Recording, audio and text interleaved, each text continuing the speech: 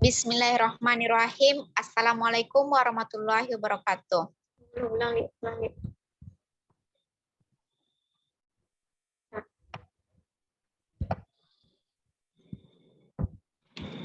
Lawin. Nah. Bismillahirrahmanirrahim. Assalamualaikum warahmatullahi wabarakatuh. Alhamdulillahirabbil alamin. Assalatu wassalamu ala asrofil anbiya'i wal mursalin wa ala alihi wa sahbihi rasulillahi ajma'in. Puji syukur kita ucapkan kepada Allah Subhanahu wa taala yang mana dengan rahmat dan karunia-Nya kami dapat mempresentasikan materi kami yang berjudul struktur dan fungsi dari DNA.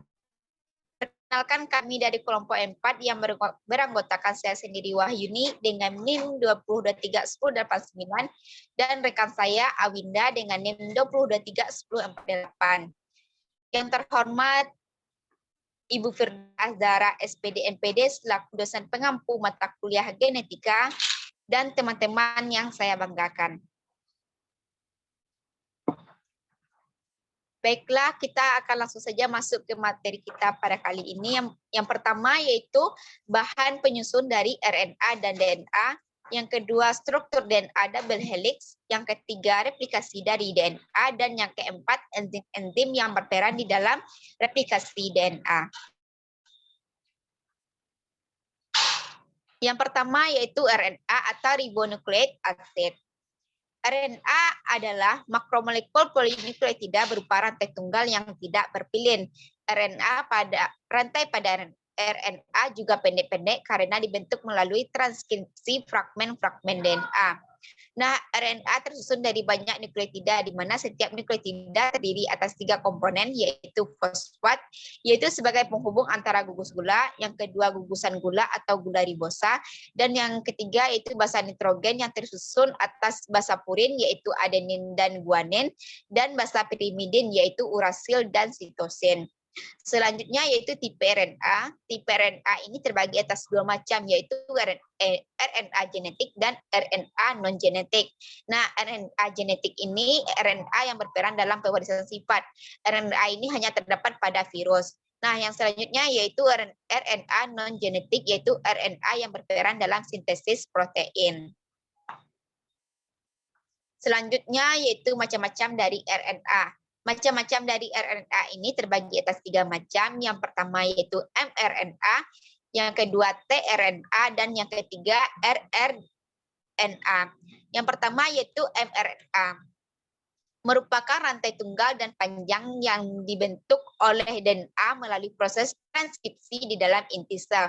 Nah, mRNA ini berfungsi sebagai pembawa kode genetik atau kodon dari inti sel ke sitoplasma. Selanjutnya yaitu tRNA, yaitu rantai tunggal dan pendek yang dibentuk oleh DNA di dalam inti sel dan diangkut ke sitoplasma. tRNA ini berfungsi sebagai penerjemah dari kodon. Selanjutnya yaitu rRNA, yang terdapat di dalam ribosom namun dibentuk oleh DNA di dalam inti sel. Berfungsi sebagai mesin perakit polipeptida pada sintesis protein yang bergerak ke satu arah di sepanjang rantai mRNA.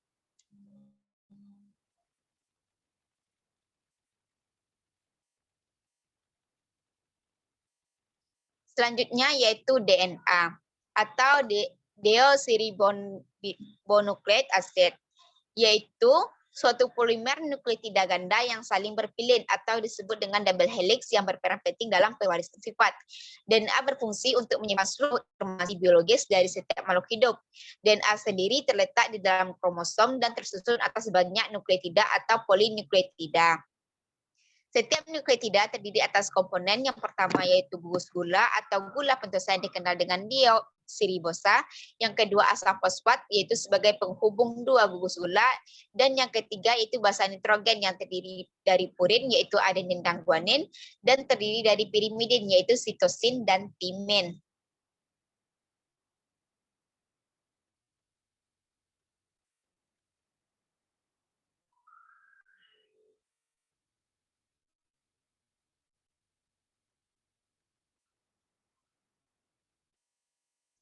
Selanjutnya yaitu menurut Francis Crick dari Inggris dan James D. Watson dari Amerika, susunan dari DNA yaitu 1 setiap DNA terdiri dari 2 rantai nukleotida yang berpirin atau disebut double helix. Yang kedua yaitu setiap nukleotida berada pada bidang datar yang tegak lurus seolah-olah membentuk anak tangga atau pasangan basa nitrogen. Sedangkan ibu tangganya terbentuk dari gugus fosfat. Yang ketiga yaitu di antara 2 rantai polinukleotida dihubungkan oleh ikatan hidrogen pada tiap-tiap pasangan basa nitrogennya. Yang keempat yaitu basa pirimida selalu berikatan dengan basa purin dengan pasangan yang selalu tetap. Selanjutnya yaitu ikatan kimia pada rantai DNA. Ikatan kimia pada rantai DNA terdiri atas 3 macam, yaitu ada ikatan hidrogen, ikatan fosfodiester, dan ikatan antara basa nitrogen dengan gula deoksiribosa. Yang pertama yaitu ikatan hidrogen merupakan ikatan kimia antara 2 basa nitrogen yang saling berpasangan. Nah, ikatan hidrogen dibedakan menjadi 2 macam, yaitu ikatan rangkap 2 atau disebut dengan adenin berpasangan dengan timin, dan ikatan rangkap 3 yaitu guanin berpasangan dengan sitosin. Selanjutnya itu ikatan fosfodiester, yaitu ikatan kimia antara gugus fosfat dari suatu nukleotida dengan gula deoksiribosa dari nukleotida terdekatnya. Dan yang ketiga yaitu ikatan antara basa nitrogen dengan gula deoksiribosa atau satu nukleosida. Di antaranya yaitu ada DAMP atau deoksyodeonosin atau monofosfat, ikatan antara basa adenin dan gula deoksiribosa. Yang kedua ada DGMP atau deoksiguanosin monofosfat, yaitu ikatan antara guanin dan gula deoksiribosa. Yang ketiga ada DCMP atau deoksitidin monofosfat, yaitu ikatan antara basa sitosin dan gula deoksiribosa. Dan yang terakhir yaitu ada DTMP atau deoksitimidin monofosfat, yaitu ikatan antara basa timin dan gula deoksiribosa. Selanjutnya yaitu fungsi dari DNA. DNA memiliki beberapa fungsi. Yang pertama yaitu DNA berperan dalam pewarisan sifat. Yang kedua yaitu menyampaikan informasi genetik dari suatu generasi ke generasi berikutnya. Yang ketiga yaitu mensintesis molekul kimia. Yang keempat mengekspresikan informasi genetik. Yang kelima mengatur aktivitas sel dengan mensintesis enzim serta protein lainnya. Yang keenam mampu menggandakan diri atau replikasi, dan yang terakhir yaitu sebagai tempat sintesis semua kode jenis asam amino di dalam sel. Sekian dari saya. Materi selanjutnya yaitu tentang mekanisme replikasi DNA yang akan disampaikan oleh rekan saya Awinda. Kepada Awinda disilakan.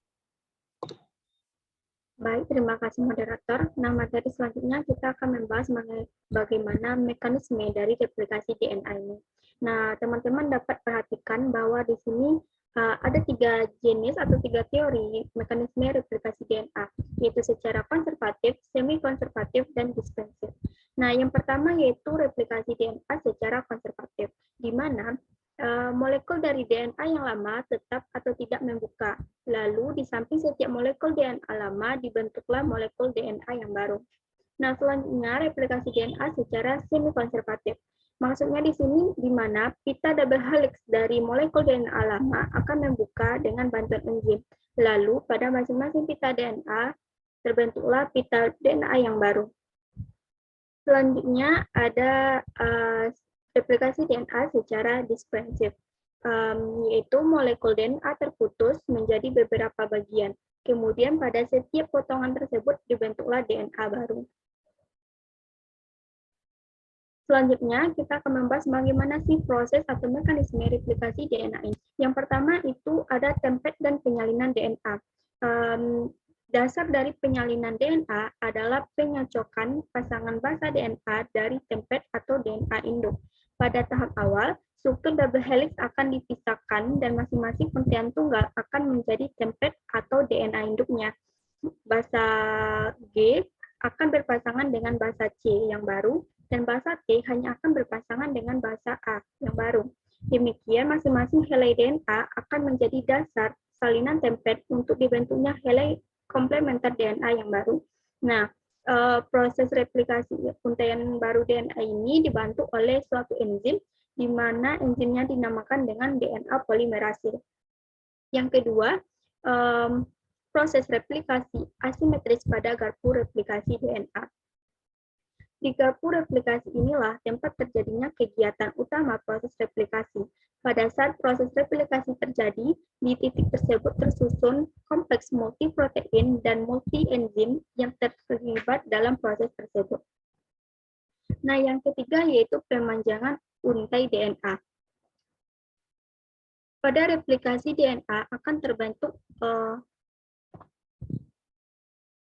Nah, yang ketiga itu ada pemanjangan untai DNA, di mana dalam hal ini DNA polimerase membentuk untai DNA baru dengan menambahkan nukleotida deoksiribosa nukleotida ke ujung 3 absen hidroksil bebas nukleotida DNA yang sedang tumbuh. Sedangkan DNA polimerase bergerak ke DNA induk dengan arah 3 absen ke 5 absen. Yang keempat itu ada pembentukan leading strand, di mana pada replikasi DNA akan terbentuk leading strand atau untai pengawal, yaitu urutan DNA yang disintesis dari arah 5 absen ke 3 absen. DNA polimerase pada untai ini dapat membentuk DNA menggunakan ujung 3 absen OH bebas, RNA primer, serta sinesa DNA terjadi secara berkesinambungan. Nah, yang kelima yaitu pembentukan leading strand. Maksudnya di sini, leading strand itu merupakan untaian DNA yang berada pada sisi yang berseberangan dengan leading strand. Untai leading strand ini disintesis dalam segmen yang disebut dengan fragmen Okazaki yang panjangnya mencapai 2000 nukleotida panjang pada sel bakteri serta sekitar 200 panjang nukleotida pada zat eukariotik. Nah, yang terakhir yaitu modifikasi post-replikasi DNA.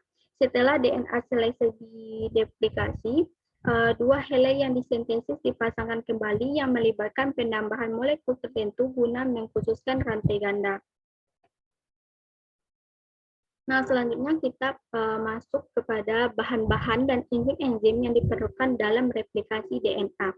Nah, yang pertama itu ada enzim helikase, di mana enzim ini berfungsi untuk membuka putaran segmen DNA tepat di bagian depan garpu replikasi. Enzim helikase ini mengikat ATP dan mengikat rantai DNA. Terdapat dua macam enzim helikase, satu mengikat pada template leading strand yang bergerak dengan arah 5 absen ke 3 absen, sedangkan yang satunya lagi mengikat pada rantai template leading strand yang bergerak dengan arah 3 absen ke 5 absen. Nah, selanjutnya itu ada DNA polimerase. Nah, DNA polimerase ini memiliki peran yang penting dalam replikasi DNA, di mana DNA polimerase ini bertugas untuk mensintesis DNA. DNA polimerase juga membentuk fragmen DNA yang disebut dengan fragmen Okazaki. Selain itu, DNA polimerase mengoreksi apakah nukleotida yang ditambahkan benar sesuai dengan template DNA. DNA polimerase dapat menghapus dan menghilangkan bahasan nukleotida yang salah ketika proses replikasi berlangsung. Nah, yang ketiga itu ada enzim ligase. Nah, enzim ligase ini berfungsi untuk memperbaiki rantai yang telah putus pada DNA duplex, menyambung ujung DNA duplex untuk menghasilkan DNA sirkuler, dan menyambung sintesis DNA pada proses rekombinasi. Nah, enzim ini juga bekerja sama dengan DNA polimerase pada replikasi DNA. Nah, selanjutnya itu ada single strand binding protein atau SSBP. Setelah rantai terbuka, beberapa mol protein tertentu saling mengikat diri dengan sangat erat untuk menjaga agar jangan sampai rantai berdekatan lagi. Nah, jadi rantai yang telah diikat oleh SSBP ini akan menjadi lurus dan kaku, yaitu tidak ada bengkokan atau lekukannya. Nah, selanjutnya ada enzim primase, di mana enzim primase ini DNA beraktivitas dengan ke arah 5 absen ke 3 absen, kemudian pada ujung 3 absen ditambahkan deoksiribosa trifosfat oleh enzim polimerase DNA satu per satu sehingga lengkap menjadi 1000 sampai 2000 nukleotida. nukleotida pada RNA pemula atau primer dihilangkan satu persatu oleh aktivitas 5 absen ke 3 absen isonuklease. Nah, yang terakhir itu ada enzim topoisomerase. Nah, enzim topoisomerase ini tidak berperan utama dalam replikasi DNA, namun mendukung prosesnya. Nah, fungsi dari enzim topoisomerase ini adalah untuk menghilangkan lilitan helix dengan memotong untaian DNA dan kemudian menyegel kembali potongan tersebut. Potongan tersebut berguna untuk memudahkan replikasi DNA berlangsung. Adapun penyegelan kembali DNA dilakukan untuk menghindari kerusakan permanen pada DNA. Nah, sekian dari saya kembalikan kepada moderator. Mungkin itulah presentasi dari materi kami kelompok 4. Kami mohon maaf apabila dalam penyampaian materi ada kata-kata yang salah atau kurang pada tempatnya, kami mohon dimaafkan. Wabillahi taufiq wal hidayah. Wassalamualaikum warahmatullahi wabarakatuh.